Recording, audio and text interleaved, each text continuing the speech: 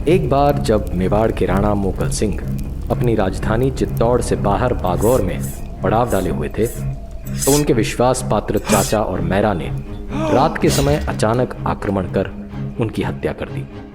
मेवाड़ के भावी राणा कुंवर कुंभकर्ण, जिन्हें आज राणा कुंभा के नाम से जाना जाता है, एक सैनिक की सहायता से वहां से सुरक्षित निकल पाए। मेवाड़ राज्य, जिस पर 15वीं शताब्दी ईस्वी में गहलोत राजपूतों का शासन था। गहलोत वंश में राणा हमीर सिंह, क्षेत्र सिंह, लक्ष्य सिंह जैसे वीर शासक हुए थे, जिन्होंने राज्य की सुरक्षा एवं धर्म की रक्षा के लिए अपने प्राण तक अर्पित किए थे। लेकिन अपने परिवार के लोगों द्वारा ही विश्वासघात करके राणा मोकल सिंह की हत्या के बाद मेवाड़ राज्य संकट में था।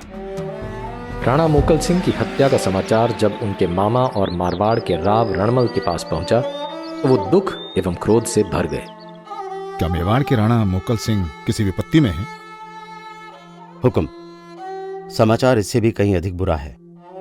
राणा मोकल सिंह के चचेरे भाइयों चाचा और मैरा ने अपने पुत्रों महपा पवार और इक्का के साथ मिलकर राणा जी की हत्या कर दी है। राणा मोकल केवल मेरा भांजा नहीं है, उनका मुझ पर बहुत बड़ा उपकार है। इस राजगद्दी पर बिठाने में उन्होंने जो भूमिका निभाई थी, उस ऋण को मैं जीते जी कभी चुका नहीं पाऊंगा। और युवराज कुंभकर्ण कहाँ है? वो तो सुरक्षित है ना? हुक्म, उनकी अभी कोई सूचना प्राप्त नहीं हुई है। तो उनका पता लगाओ और मेवाड़ की ओर कूच करने की तैयारी करो। जो आज्ञा हुक्म। मैं राव रणमल प्रतिज्ञा लेता हूं, जब तक चाचा और मेरा का उनके इस अपराध के लिए वध न कर दूं, तब तक अपने सर पर पगड़ी नहीं पहनूंगा। जाओ और युवराज कुंभकर्ण का पता लगाओ, और जब वो मिल जाएं तो उनकी सुरक्षा का प्रबंध करो। जो आज्ञा हुक्म। राव रणमल की सेना ने चाचा और मैरा को पराजित करके मृत्यु के घाट उतार दिया। उधर राव रणमल की उपस्थिति में पूरी धूमधाम से मेवाड़ की बागडोर राणा कुंभा को सौंप दी गई। आज से इस राज्य में धर्म और यहाँ की प्रजा की सुरक्षा का उत्तरदायित्व आपके कंधों पर है। मैं अपने अंतिम सांस तक धर्म और प्रजा की रक्षा करूंगा। पूरी शक्ति और साहस से क्षत्रिय धर्म का पालन करूंगा। जब तक मेरे हाथों में तलवार और इन कंधों पर सिर है, तब तक ये तलवार धर्म की सुरक्षा के लिए शत्रुओं के सिर धड़ से अलग करती रहेगी। आयुष्मान भव, चिरंजीवी भव। बधाई हो। मेवाड़ के नए राणा को बहुत बहुत बधाई। भाई साहब, अगर आपका सहयोग ना मिला होता तो न जाने वो अधर्मी हत्यारे मेवाड़ का क्या हाल करते। राजमाता, ये तो आपका बड़प्पन है जो आप हमें इतना सम्मान दे रही हैं। हमें तो इसमें तनिक भी संदेह नहीं है कि राणा कुंभा स्वयं इस कार्य को पूर्ण कर लेते, लेकिन मेरा कार्य अभी भी पूर्ण नहीं हुआ है। चाचा और मेरा को तो मौत के घाट उतार कर मैंने उन्हें उनके द्वारा किए गए पाप की सजा दे दी है, लेकिन महपा पवार और इक्का अभी भी जीवित हैं। जब तक वो दोनों जीवित हैं, मेरा कार्य पूरा नहीं होगा। रणमल, हमें पूरा विश्वास है कि आप कार्य अवश्य पूर्ण करेंगे, लेकिन इसके साथ साथ आपको एक अन्य महत्वपूर्ण कार्य भी करना है। आज्ञा करें राजमाता। राणा कुंभा आयु में अभी बहुत छोटे हैं और इन्हें राजकाज का भी अभी इतना अनुभव नहीं है।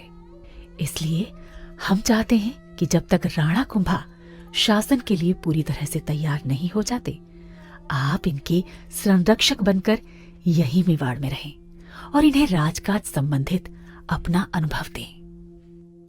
राजमाता, वैसे तो सूर्य को दीपक क्या ही कुछ दे सकता है, लेकिन जैसी आपकी आज्ञा। महपा पवार और इक्का राणा मोकल सिंह की हत्या के बाद से ही अपने प्राण बचाने के लिए कई वर्ष तक इधर उधर भटकते रहे। फिर उन्हें शरण मिली मालवा के शासक महमूद खिलजी के यहाँ, जो पहले से ही मेवाड़ पर अपनी नजरें गड़ाए हुए था। जहांपना, मेवाड़ के राणा मोकल सिंह के कत्ल में शामिल महपा पवार और इक्का मेवाड़ से भागकर मांडू में गए हैं। आपकी पनाह चाहते हैं। अल्लाह की रहमत से ये अच्छा मौका खुद चलकर हमारे पास आया है। वजीर, तुम देखना, इनका इस्तेमाल करके हम कैसे मेवाड़ से काफिरों का नाम और निशान मिटा देंगे और वहां इस्लाम की हुकूमत होगी।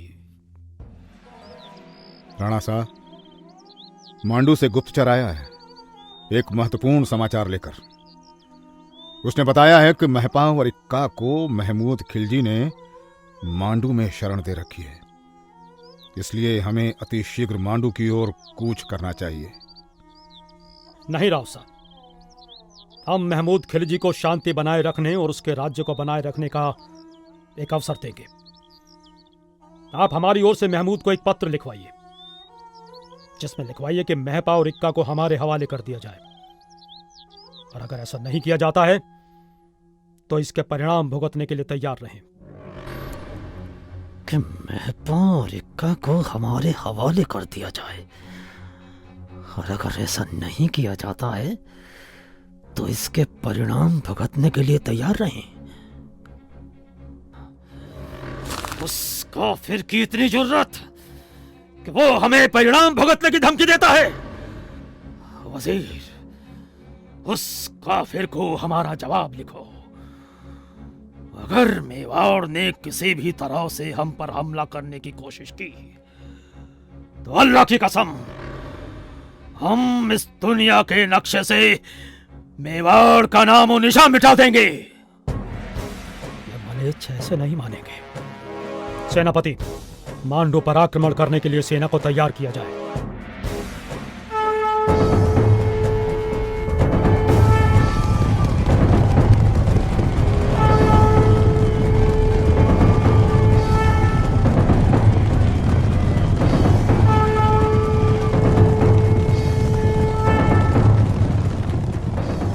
मेवाड़ और महमूद खिलजी की सेनाओं के बीच हुई लड़ाई में महमूद खिलजी को मुंह की खानी पड़ी।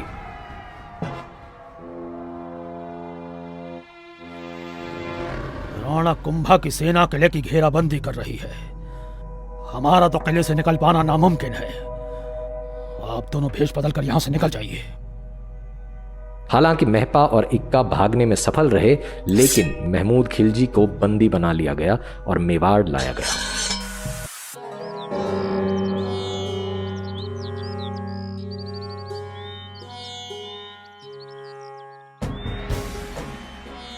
इस मलेच्छ को कैद खाने में डाल दिया जाए और इस मलेच्छ के ऊपर मेवाड़ की इस विजय को यादगार बनाने के लिए हम एक स्तंभ बनाने का आदेश देते हैं, जिसे जय स्तंभ के नाम से जाना जाएगा।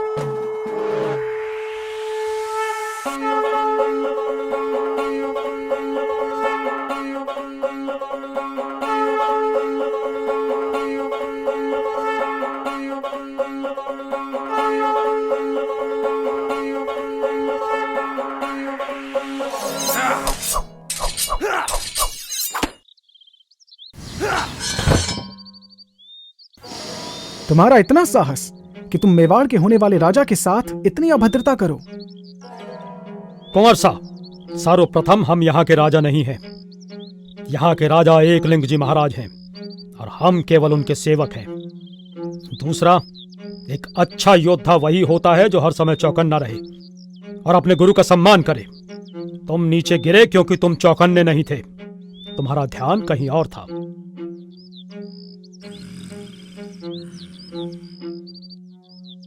राणा जी की जय हो। हुकुम, महपा पवार और इक्का स्वयं मेवाड़ आ गए हैं। कहाँ हैं वो दोनों? उन दोनों को बाहर ही रोक दिया गया है। उन्हें अंदर लेकर आओ। हुकुम, हमें क्षमा कर दिए। हमने स्वार्थवश और बहकावे में आकर वो जघन्य अपराध कर दिया था। हमें क्षमा करें हुकुम, हम पर कृपा करें। वैसे तो तुम दोनों का अपराध क्षमा करने योग्य नहीं है, तथापि हम तुम दोनों को एक अवसर अवश्य देंगे। पिताजी कुछ क्षण पहले हमें ज्ञान दे रहे थे, लेकिन प्रतीत होता है पिताजी को स्वयं शासन करना नहीं आता है। जब मैं गद्दी पर बैठूंगा तब देखना शासन कैसे किया जाता है। राणा जी ने अपने पिता के हत्यारों को क्षमा करके अच्छा नहीं किया। तुम्हारा इस बारे में क्या सोचना है? अरे मारो राणा जी दया और करुणा के सागर हैं, लेकिन राणा जी मूर्ख नहीं हैं। उन्होंने कुछ सोच समझ कर ही ये निर्णय लिया होगा। सुनो प्रहरी, क्या है? क्यों परेशान करता है? मेरी भी एक विनती राणा कुंभा तक पहुंचाने की कृपा करो। हे राणा कुंभा, मुझे माफ करो। मुझसे जो गलती हुई उसके लिए मुझे माफ करो। मैं आपको भरोसा दिलाता फिर कभी ऐसा नहीं होगा, और मालवा हमेशा मेवाड़ के नीचे रहकर ही शासन करेगा। ठीक है खिलजी, हम तुम्हें रिहा कर देते हैं, लेकिन एक बात हमेशा अपने दिल और दिमाग में रखना, तुम्हारा एक गलत कदम और हम तुम्हारी पूरी सल्तनत खत्म कर देंगे। बिल्कुल राणा जी, आपकी बहुत बहुत मेहरबानी। सेनापति जी, मेवाड़ चारों ओर से शत्रुओं से और मुख्यतः मलेच्छों से घिरा हुआ है, जिस कारण मेवाड़ की प्रजा और धर्म दोनों पर सदैव खतरा बना हुआ है। हमें मेवाड़ की प्रजा और यहां धर्म की सुरक्षा के लिए मेवाड़ की सीमाओं को सुरक्षित करना होगा। सेनापति जी, मेवाड़ की सभी सीमाओं पर नए नए किलों का निर्माण करवाया जाए और पुराने किलों की मरम्मत करवाई जाए। जो आज्ञा हुकुम। मेवाड़ की सुरक्षा के लिए कुल 82 दुर्ग बनवाए गए थे, जिनमें से 32 अकेले राणा कुंभा ने बनवाए थे। इनमें विश्व प्रसिद्ध कुंभलगढ़ दुर्ग भी शामिल है।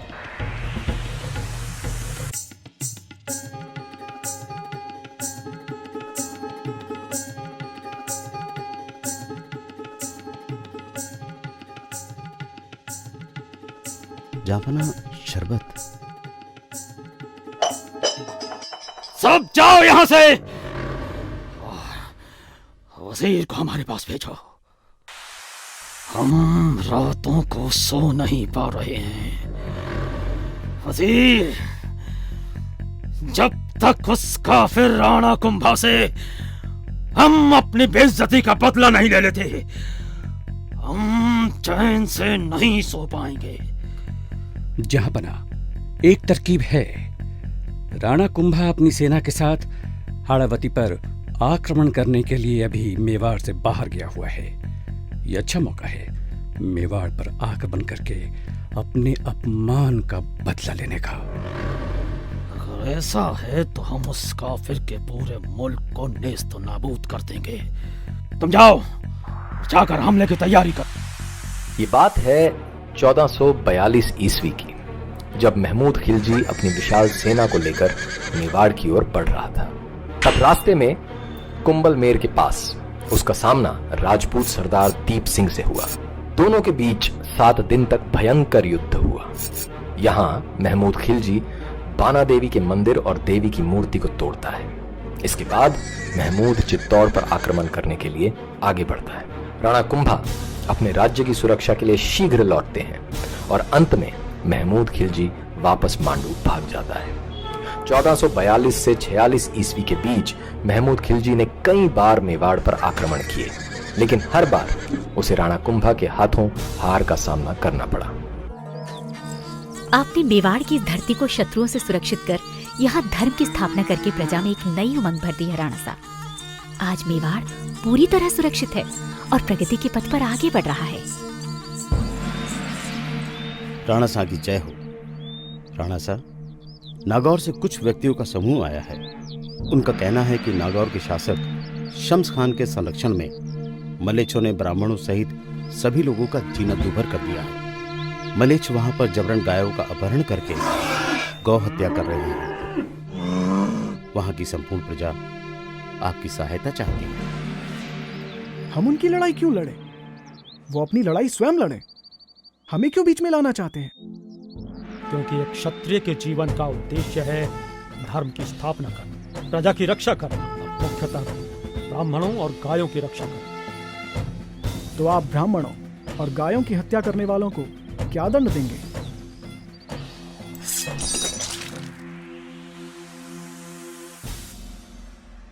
ब्राह्मण और गौ हत्या से बड़ा अधर्म कुछ नहीं होता है। अगर इनकी रक्षा करते हुए एक क्षत्रिय वीर गति को भी प्राप्त होता है तो उसे स्वयं को धन्य समझना चाहिए।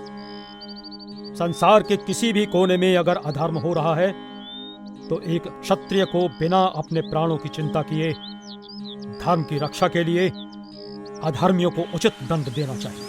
राणा कुंभा से भयभीत होकर नागौर का शासक शम्स खां दूसरे मुसलमान और गुजरात के शासक कुतुबुद्दीन के पास पहुंचा।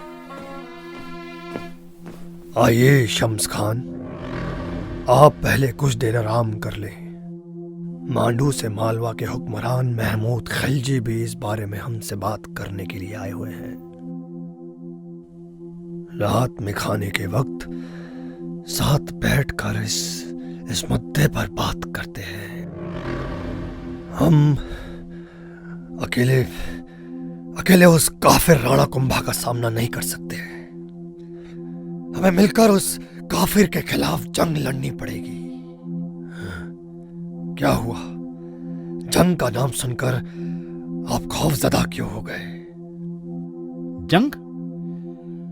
हमने अपनी आंखों से देखा है उसे लड़ते हुए, उसकी तलवार से कटते अपने सिपाहियों के सिर। इसलिए हम खौफजदा हैं। कभी कभी तो हमें लगता है कि अपना मुल्क फिर से वापस हासिल करने के लिए हमें उसकी पनाह ले लेनी चाहिए। तुम एक मुसलमान की तरह नहीं सोच रहे हो? तो आप ही बताइए, हमें क्या करना चाहिए? हम मिलकर उस काफिर पर हमला करेंगे। हम या तो इस सरजमी से काफिरों को मिटा देंगे या अल्लाह के लिए अपनी जान की कुर्बानी देंगे।